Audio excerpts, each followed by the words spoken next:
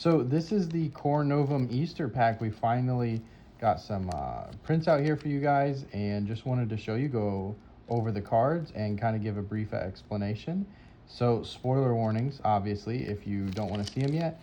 And as we're recording this video, you guys should actually be getting your shipments now if you've already ordered them, and orders are up on the website still. So let's check it out. So we have the Angel Who Speaks here, new card. This is one of the first archetypal cards after the gems. So it lets you use an action to activate his ability. You can reveal an angel support card from your hand and play it for free, applying that health boost of 2, and it gains an attack of 2.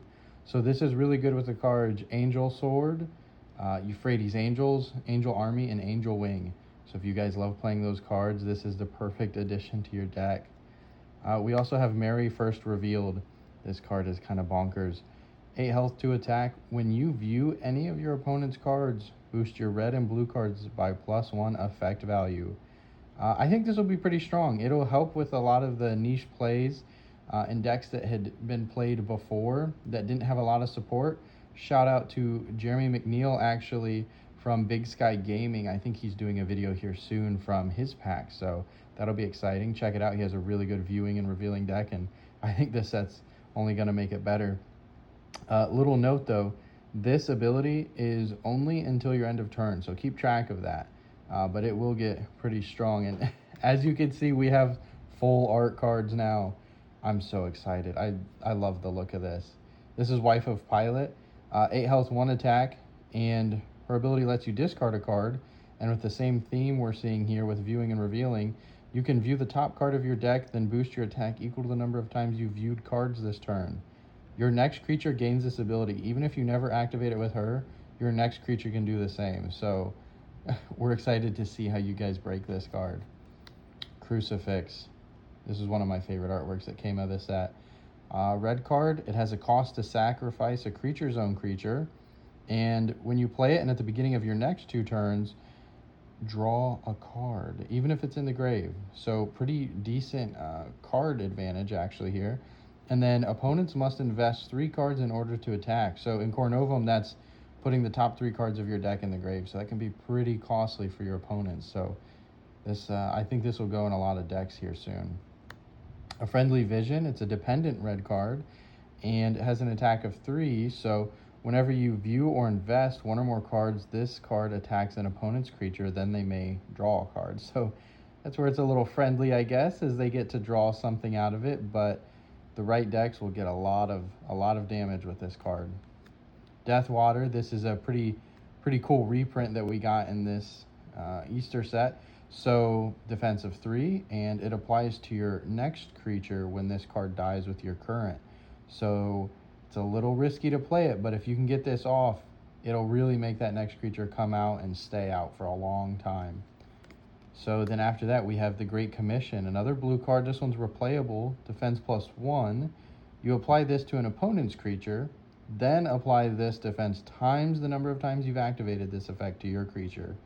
So what that means is the first time you play this, you and an opponent get 1 defense. Then the second time, they get +1 more, and you get +2 more.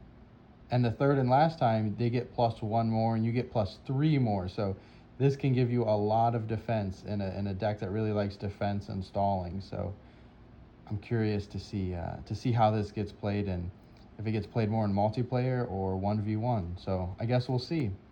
And then we have Ascension, a new yellow card, dependent. Whenever you reveal 1 or more cards to an opponent, you may choose and top deck a support card from your grave. This is the first card that top decks from the grave, and I'm really excited. I really want to see how this is played. I already have some ideas for some decks that I want to make with it, but I'm excited to see what you guys do. And then we have our second and last reprint. This is Resurrection. Obviously, this goes with the Easter set, and this card is so good. It was so good when it came out, and it's still good now. When you play it at the beginning of your turns, you may return a support card from in play to your hand. This is really good for getting back those strong cards that you don't want to die right away, to make sure you keep getting their value over and over. And then this card is pretty neat, the Empty Tomb. We have other cards that revive, but check this out. Draw 1 card and discard 1 card. revive a creature on the third activation of this card. What's really neat about this is right now for the tournaments and stuff, for more competitive play, all the cards that let you revive creatures have a number of points on them. So they're restricted for how many you can put in the deck. And this one is just, I love the balance of it. This one is not going to need to be on the list, which means this is a lot nicer way to revive creatures without having to, maybe take out other cards that you were trying to fit in. But you do have to usually wait those 3 turns to get it. So I'm excited to see who plays this and how well it pays off. And then Keys of Death and Hell, another one of my favorite artworks, and the red really contrasts with the green, so that's kind of fun.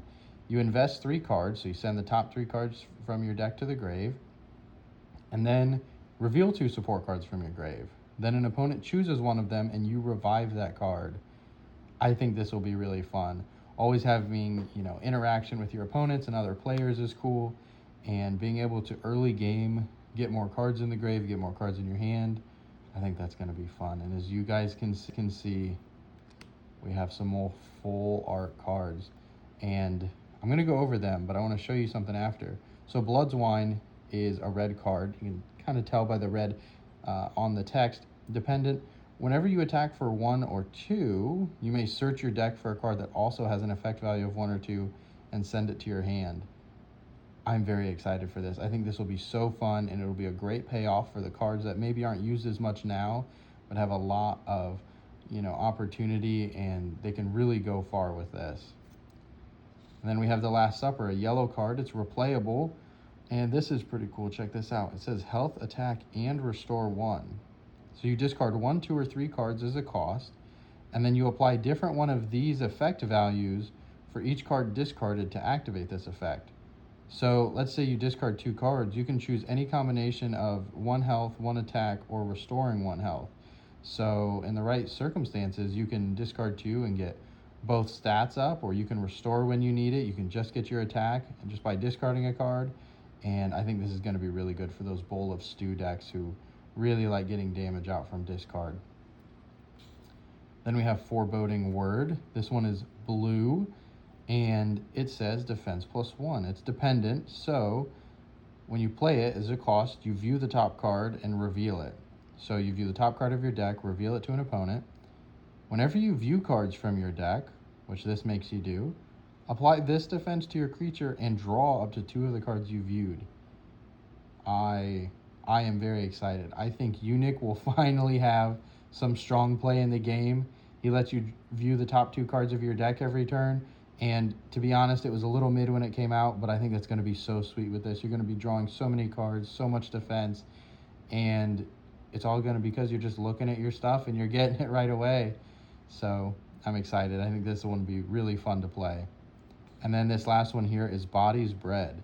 So this is as you can see, a green card, and it's dependent. It says whenever any player plays a card that restores 1, 2, or 3 health, that player draws 2 cards and discards a card. This is going to be great for those cards that are trying to restore health, but they need a little card value. This will do it right away, and it even synergizes with that card we saw earlier that restores 1 health here. You can play these together and get even more cards out of it. But something I want to show you real quick is check this out. We have our first and only so far. I definitely put this in the wrong order. Hold on. All right, guys, hold on. We have a full scene artwork with these cards. Check it out. We have the Last Supper on the cards. That's just like so cool to me. So hopefully you guys love it, and thanks for checking this out. We'll be back with more videos soon, and have a good one. Bye-bye.